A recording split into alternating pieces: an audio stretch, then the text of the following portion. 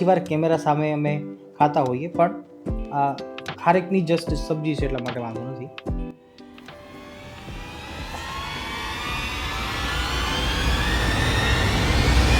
સાત્વિક રેસીપીની video સિરીઝમાં આપ સૌનું હાર્દિક સ્વાગત છે. કલ્પવૃક્ષ પરિવારને ભાવતી જય સ્વામિનારાયણ, જય શ્રી કૃષ્ણ, જય સિયારામ, હર મહાદેવ, રાધે રાધે. કલ્પવૃક્ષ કિચનમાં આજે આપણે એક નવું શાક બનાવવાના છીએ. આજે આપણે ખલેલાની સબ્જી બનાવવાના છીએ, જેને આપણે ઘણા વિસ્તારોમાં ખારેક પણ કહેતા હોઈએ છીએ. આ ખારેકને તો આપણે જનરલી કાચી ખાતા હોઈએ છીએ, પણ ક્યારેક ખારેક છે એ તુરી આવી જાય છે, ગળે ચોંટે છે, એટલી ગળી નથી હોતી, અને ત્યારે આ ખારેક છે આપણે ફેંકી દેતા હોઈએ છીએ. પણ હવેથી ખારેકને ફેંકવાની જરૂર નથી, તમે આની સબ્જી પણ બનાવી શકો છો. ઇન્ટરનેટ ઉપર વાયરલ વિડીયો મેં જોયો હતો અને એમાંથી મેં આ સબ્જી બનાવવાની ટ્રીક છે શીખી હતી. હું પણ કદાચ પહેલી વાર બનાવી રહ્યો છું, પણ કેવું બને છે ચાલો આપણે જોઈએ, અને તમે પણ જરૂરથી ટ્રાય કરજો. હું છેલ્લે કહું તો ચાલો બનાવી લઈએ.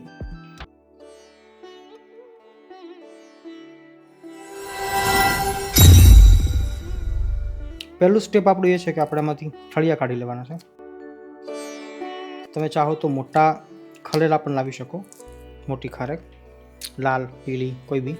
ઓછી ગળી હોય તો પણ ચાલે. અમારે આ અત્યારે ગળી આવી ગઈ છે, મેં ચાખી અત્યારે તો ચાલશે. જસ્ટ આ તો એક આપણે ટ્રાય કરીએ છીએ, એટલે કોઈ વાંધો નથી. કદાચ ત્યારે સિઝન જતી રહી હોય તો આવતા વર્ષે બનાવજો.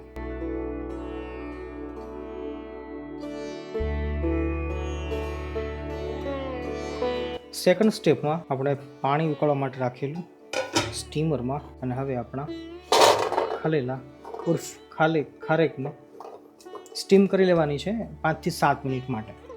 અને 7 મિનિટ પછી 70-75% એ પાકી જાય ત્યાર પછી આપણે વઘાર કરીશું, ગ્રેવી કરીશું, અને પછી ગ્રેવી સાથે એને પકાવીશું.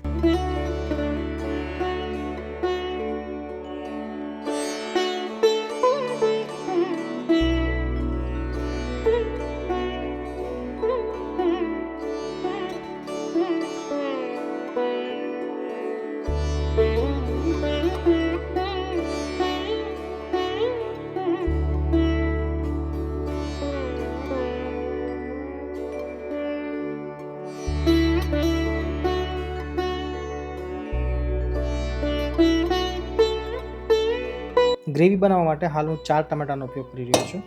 એ સાથે તીખી મરચી છે, આદું છે, અને ટમેટાના ટુકડા મોટા કરી નાખીએ, મિક્સરમાં ગ્રાઇન્ડ કરી લઈએ તો ગ્રેવી છે એ ફટાફટ બની જશે.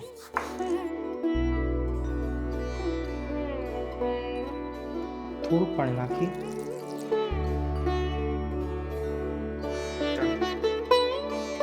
ખારેક આપણી 75 થી 80% પાકી ગઈ છે. હવે આપણે એનો વઘાર લઈએ છીએ. શ્રદ્ધા શક્તિ અનુસાર તેલ નાખીએ. તેલ ગરમ થાય એટલે રાઈ ફોડી લઈએ. થોડા તલ નાખીએ છીએ. મીઠું લીમડો, થોડું કાશ્મીરી લાલ મરચું અને હળદર પણ હું તેલમાં નાખી દઉં છું, જેથી હળદર અને મરચું છે પાકી જાય. હવે ટાઈમ છે ગ્રેવીને આપણે હવે 3 થી 4 મિનિટ સુધી ઢાંકીને પકાવીએ, જેથી ઝડપથી પાકશે, અને પછી આપણે આગળ વધીએ. બોલો ઘનશ્યામ મહારાજની જય. ટાઈમ છે હવે આપણી તાજી ખારેકને નાખવાનો. ખારેકને સારી રીતે ચલાવી લઈએ, અને હજી 3 થી 4 મિનિટનો સમય જશે તો આપણી ખારેક જે થોડી કાચી હતી, આઈ થિંક 80% ઉપર તો પાકી ગયેલી, અને બાફતી વખતે થોડી વધારે જ બાફવાની. 100% બફાઈ જાય તો પણ વાંધો નથી, તો પણ ચાલશે. અને હવે આ સ્ટેપ ઉપર નમક નાખી દઈએ. ગળપણામાં નાખવાની જરૂર નથી, કારણ કે ખારેક થોડીક તો ગળી હોય છે, અને ટામેટાં છે એ ખટાશનું કામ કરશે. તો બેસિકલી બહુ ઇઝી છે આ રેસીપી, બહુ જ સરળ છે. જોઈએ છીએ ટેસ્ટ આનો કેવો આવે છે. આજે હું પહેલી વાર આ રેસીપીને ટેસ્ટ કરવાનો છું. ફરીવાર આપણે ઢાંકી દઈએ. 2 થી 3 મિનિટનો ટાઈમ આને આપી દઈએ.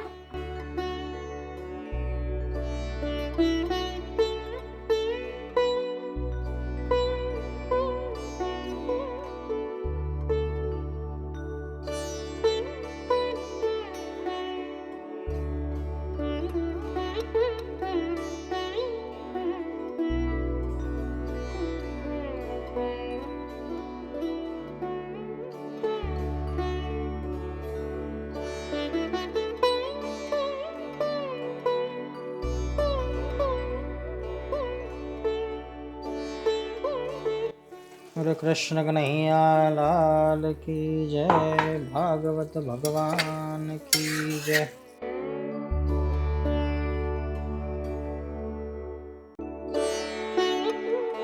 આપણી સબ્જી બનીને તૈયાર છે, ઓલમોસ્ટ ડન છે. એમાં કશું હવે નાખવાની જરૂર નથી, બસ ખારેક ફક્ત ચેક કરવાની કે થોડી કાચી ન રહેવી જોઈએ. ચાલો, આપણી ખારેક તૈયાર છે. ગેસની ફ્લેમને ઓફ કરી દઈએ. ઠાકોરજીને આપણે થાળ ધરાવી દઈએ. છેલ્લી આપણી શરત પ્રમાણે જે કંઈ ઘરમાં બનાવવો એ ભગવાનને ભોગ જરૂર ધરાવજો, પછી જમવામાં ઉપયોગ કરજો.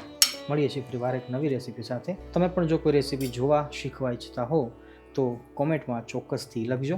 આપણે પ્રયાસ કરીશું કે આગામી એ વિડીયો એના ઉપર આપણે વિડીયો બનાવી શકીએ. રાધે રાધે.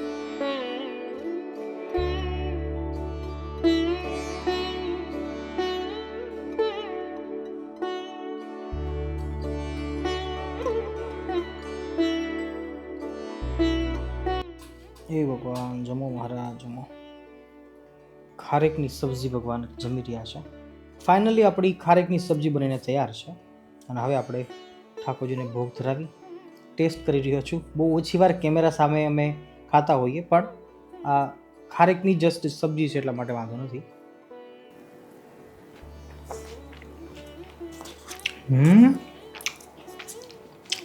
ખરેખર બહુ સરસ લાગે છે. Really nice.